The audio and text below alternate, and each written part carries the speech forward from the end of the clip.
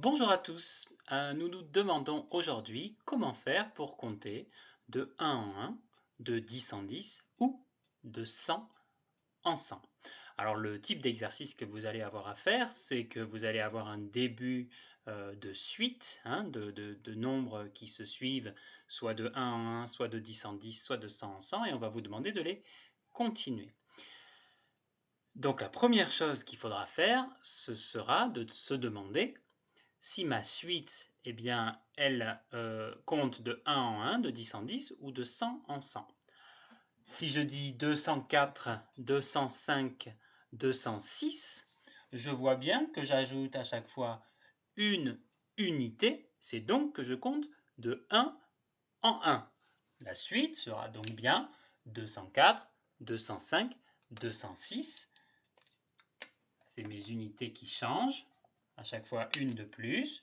Donc la suite, ce sera 207, mes unités,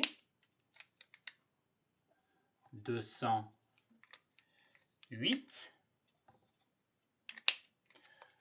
209, et attention, après 209, 210,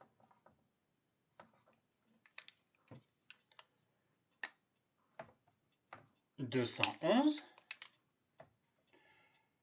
etc. Par contre, si je vois une suite qui dit 204, 214, 224, je vois bien que mes unités ne changent pas. Ce que j'ai ajouté à chaque fois, c'est une dizaine. Si j'ai ajouté une dizaine, j'ai ajouté 10. Donc je compte de 10 en 10. 204, je rajoute 10, une dizaine, ça fait 214. Je rajoute 10, donc une dizaine, ça fait 224. Ce sont mes dizaines qui changent.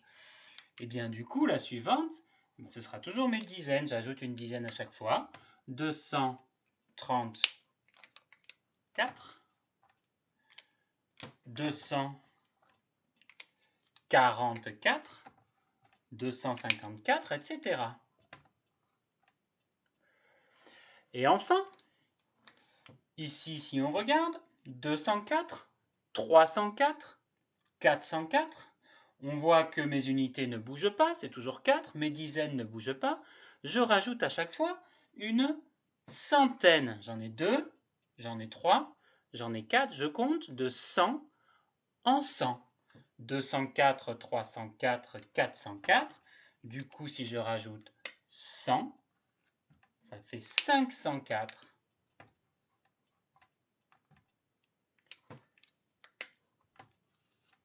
604,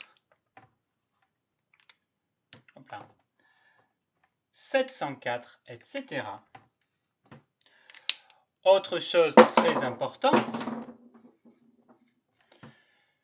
là je vous l'ai mis dans l'ordre croissant, ça monte. Je peux aussi vous proposer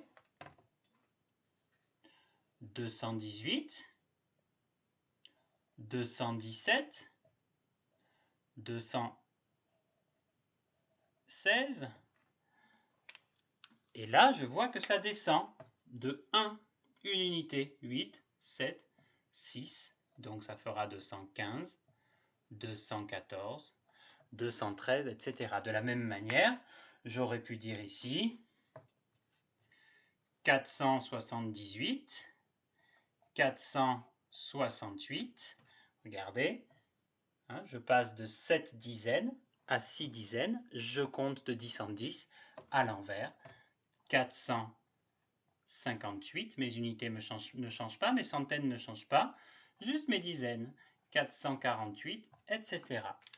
Et enfin, bien là par exemple, 704, 604, 504, ça descend. Donc deux choses, je vérifie si ma suite me permet de compter de 1 en 1, de 10 en 10 ou de 100 en 100. Et ensuite, je vérifie si ça va dans l'ordre croissant en montant ou dans l'ordre décroissant de plus en plus petit. Je vous souhaite bon courage et bon travail et à la prochaine.